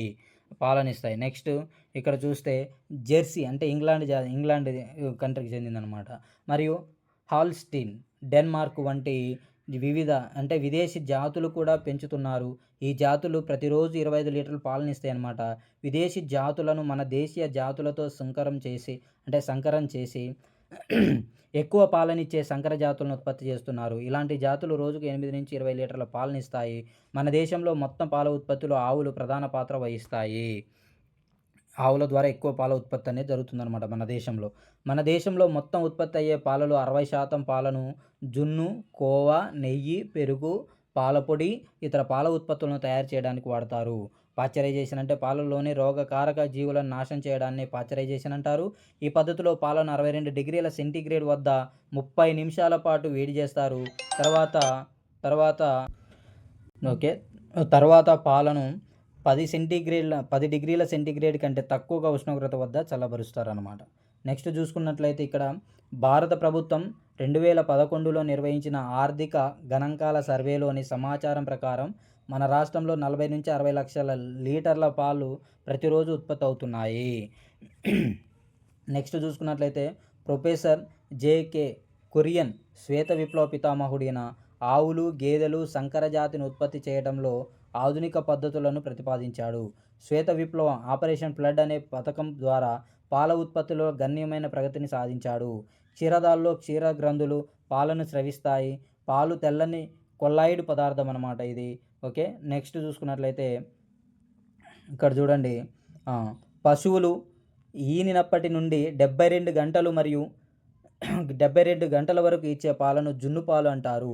పశువులు ఈనిన 72 గంటల తర్వాత అది ఇచ్చే పాలలో కొలెస్ట్రాల్ లేకుండా ఉండి తెల్లగా చిక్కగా ఉంటాయి. ఇందులో కొవ్వులు ఎమల్షీకరణం చెంది ఉంటాయన్నమాట. వీటితో పాటు ప్రోటీన్, ఇతర ఖనిజ లవణాలు, విటమిన్ ఏ, డి, ఈ ఉంటాయన్నమాట. 80-90% నీరు ఉంటుంది. అదేవిధంగా నెక్స్ట్ పాల ఉత్పత్తిని పెంచడానికి డైరీ రైతులు పశువులకు ఈస్ట్రోజన్ హార్మోన్ ఇంజెక్షన్ ఇస్తున్నారు. ఒడిశాలో చిల్కా సరస్సు ప్రాంతంలో దేశీయ పశుజాతి చిల్కా గేదెలను పెంచుతారు. ఈ పాలు ఉప్పుగా ఉంటాయి. రిఫ్రిజిరేటర్లో ఉంచుకున్నా కూడా పాలు దాదాపు వారం రోజుల పాటు చెడిపోకుండా ఉంటాయన్నమాట, ఉంచకున్నా కూడా. నెక్స్ట్ ఇక్కడ చూసినట్లయితే పశువధశాలలో అంటే అధిక మొత్తంలో మాంసాన్ని ఉత్పత్తి చేస్తాయి. ఎద్దు మాంసం, పంది మాంసం, గొర్రె మాంసం మొదలైన ముఖ్యమైనటువంటి మాంసపు రకాలన్నమాట ఇవి. ఓకే. నెక్స్ట్ చూడండి ఫ్రెండ్స్, ఇక్కడ మహబూబ్నగర్, నల్లగొండ, వరంగల్, కర్నూలు మొదలైన జిల్లాల్లో మేకలు, గొర్రెల పెంపకం అనేది ఎక్కువగా ఉంటుంది. కోళ్ళ పెంపకం చూద్దాం. కోళ్ళ పరిశ్రమకు సంబంధించి అధిక మొత్తంలో కోళ్ళను ఉత్పత్తి చేసే పెంపకాన్ని కోళ్ళ పరిశ్రమ అండ్ పౌల్ట్రీ అని పిలవడం జరుగుతుంది. ప్రపంచవ్యాప్తంగా 50 మిలియన్ల కోళ్ళను గుడ్డు, మాంసం కోసం పెంచుతున్నారు. మొత్తం ఉత్పత్తిలో 74% మాంసం అయితే 64% గుడ్ల కోసం కోళ్ళ ఫారాలను లభిస్తున్నాయన్నమాట. ఓకే. కోళ్ళ ఫారాల్లో గుడ్లు అనేవి అట్లా లభిస్తున్నాయి. నెక్స్ట్ 2 దశాబ్దాల నుంచి పౌల్ట్రీ మంచి పరిశ్రమగా ఎదిగింది. కోడిగుడ్డు ఉత్పత్తిలో భారతదేశం ప్రపంచంలో 4వ స్థానంలో, మాంసంలో 5వ స్థానంలో ఆక్రమించిందనమాట. మన దేశంలో సంవత్సరానికి 41.06 మిలియన్ల గుడ్ల ఉత్పత్తి అవుతున్నాయి. ఓకే. ఇక్కడ చూడండి, 1000 మిలియన్ కిలోల మాంసం ఉత్పత్తి అవుతుంది మనకి ఇక్కడ. ఓకే. నెక్స్ట్ ఇక్కడ చూసినట్లయితే ఇక్కడ కోళ్ళ పెంపక కేంద్రాలు 2 రకాలుగా ఉంటాయి. ఒకటి గుడ్ల ఉత్పత్తిని, మరొకటి మాంసం ఉత్పత్తికి చెందినవి. ఓకే. బ్రాయిలర్లను మాంసం కోసం, లేయర్లను గుడ్ల కోసం పెంచుతుంటారు. లేయర్లను గుడ్ల కోసం పెంచడం జరుగుతుందన్నమాట. సహజంగా దేశీయ రకాల కోళ్ళు పూర్తిగా పెరగడానికి 5-6 నెలలు పడుతుంది. కానీ బ్రాయిలర్లు మాత్రం 6-8 వారాలలో పెరుగుతాయన్నమాట. New Hampshire and Plymouth, Rhode Island Red, white leghorn, అనోకా మాంసాన్నిచ్చే విదేశీ రకాలకు చెందినటువంటి కోళ్ళు అనమాట ఇవి. నెక్స్ట్ గుడ్డును పొందడానికి లేయర్స్ని పెంచుతారు. సాధారణంగా కోళ్ళు వాటి జీవితకాలంలో 300-350 వరకు గుడ్లను పెంచుతాయి. కానీ 21-72 వారాల పాటు తగిన యాజమాన్య పద్ధతులు పాటించాలి. అసిల్, కడక్నాథ్, చిత్తగాంగ్, లాంగ్షాన్, బ్రూసా మొదలైనవి స్వచ్ఛమైన దేశీయ రకాలు. కానీ హైబ్రిడ్ రకాల కంటే గుడ్లను పెట్టే శక్తి అనేది వీటికి తక్కువగా ఉంటుందన్నమాట. నెక్స్ట్ ఇక్కడ చూసుకున్నట్లయితే అసిల్ బెరస కోడి అనమాట.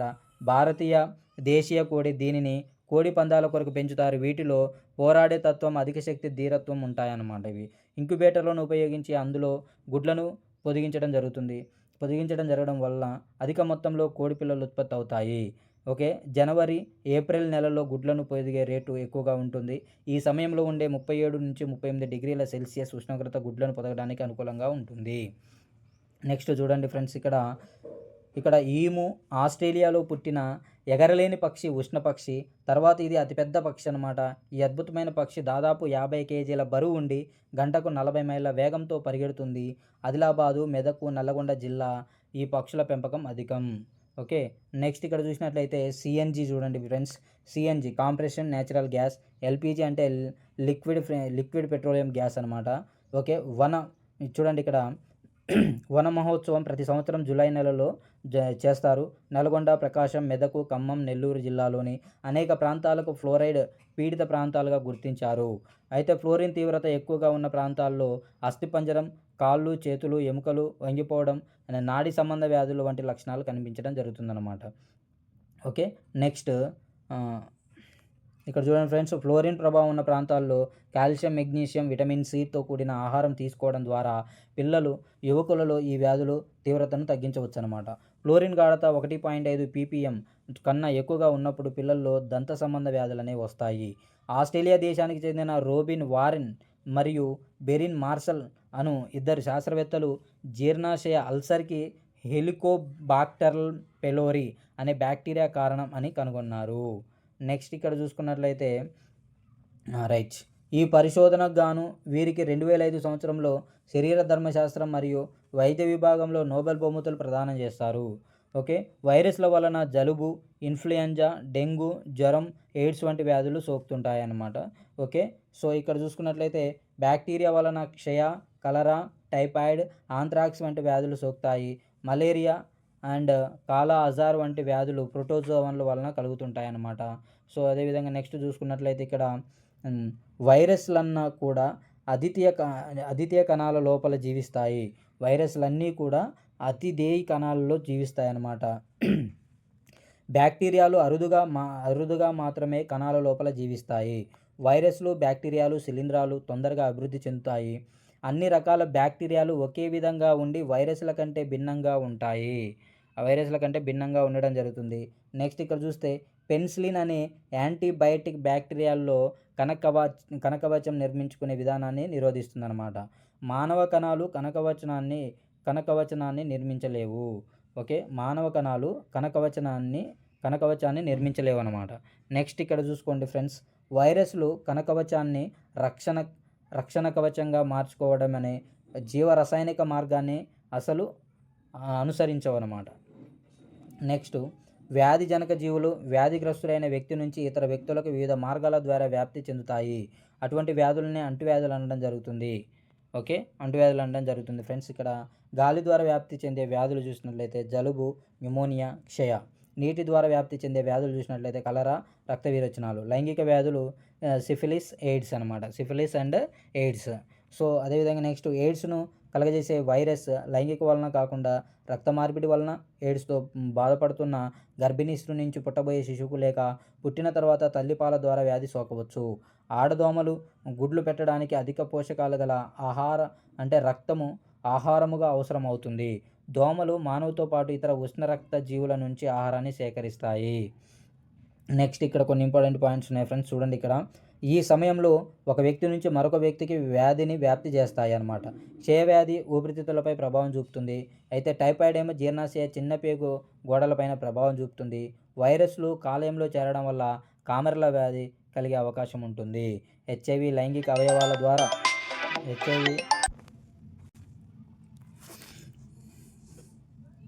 ఓకే ఫ్రెండ్స్, హెచ్ఐవి లైంగిక అవయవాల ద్వారా శరీరంలోనికి ప్రవేశించినప్పటికీ లింపు గ్రంథుల నుంచి మొత్తం శరీరంలోకి వ్యాపిస్తాయి. ఓకే. నెక్స్ట్ చూడండి, నెక్స్ట్ ఇక్కడ చూసుకున్నట్లయితే రైట్, మలేరియా కలగజేసే వ్యాధికారక జీవులు దోమకాటు ద్వారా కాలేయంలోనికి వెళ్ళి అక్కడి నుంచి ఎర్రక్త కణాల్లో వెళ్తాయి అన్నమాట. మెదడు వాపు వ్యాధి కలగజేసే వైరస్ దోమకాటు వలన ప్రవేశించి మెదడుకు చేరి వ్యాధిని కలగజేస్తుంది. అదేవిధంగా వ్యాధికారక జీవులు ఊపిరితిత్తులను ఆశ్రయిస్తే దగ్గు, శ్వాసకోశ సంబంధ వ్యాధి లక్షణాలు కనిపిస్తాయి. నెక్స్ట్ ఇక్కడ చూడండి ఫ్రెండ్స్, మెదడులో సంక్రమించే తలనొప్పి, వాంతులు, ఓకే, స్పృహ కోల్పోయిన వంటి వ్యాధి లక్షణాలు కనిపిస్తాయి అన్నమాట. కామర్ల వ్యాధి కలగజేసే హెపటైటిస్ వైరస్ నీటి ద్వారా వ్యాప్తి చెందుతుంది. దీని కొరకు మార్కెట్లో హెపటైటిస్ ఏ అనే వ్యాక్సిన్ దొరుకుతుంది అనమాట. పిచ్చి కుక్క లేదా ఇతర వ్యాధిగ్రస్త జంతువులు కాటేసినప్పుడు ర్యాబిస్ వైరస్ వ్యాప్తి చెందుతుంది. ఓకే ఫ్రెండ్స్, ఇది ఈరోజు సంబంధించినటువంటి 8th క్లాస్ బయాలజీకి సంబంధించినటువంటి ఇంపార్టెంట్ బిట్స్ అనేవి మీకు ఎక్స్ప్లెయిన్ చేయడం జరిగింది. సో ఈ పీడిఎఫ్ అనేది నేను మీకు ఈ డిస్క్రిప్షన్లో మీకు లింక్ ఇవ్వడం జరుగుతుంది. మీరు ఈజీగా డౌన్లోడ్ చేసుకొని చదువుకోవచ్చు ఫ్రెండ్స్. ఓకే, మీరు ఎవరైతే మన వీడియోని రెగ్యులర్గా ఫాలో అవుతున్నారో ఫ్రెండ్స్, సబ్స్క్రైబ్ చేయండి, లైక్ చేయండి. మీకు ఏమైనా డౌట్ అనిపిస్తే కామెంట్ చేయండి ఫ్రెండ్స్. మీకు తెలిసిన ఇతర ఫ్రెండ్స్ ఎవరైతే కాంపిటేటివ్లో ఉన్నారో వాళ్ళకి ఈ మన వీడియోని షేర్ చేయండి ఫ్రెండ్స్. ఇది నేను మీ నుంచి ఆశించేది ఒక చిన్న ఒక కోరిక అనమాట అంతే. సో, మీ మీ అందరూ గూడా మీరు అనుకున్న స్థాయికి వెళ్ళాలని మనస్ఫూర్తిగా ఆశిస్తూ thank you friends. Have a nice day.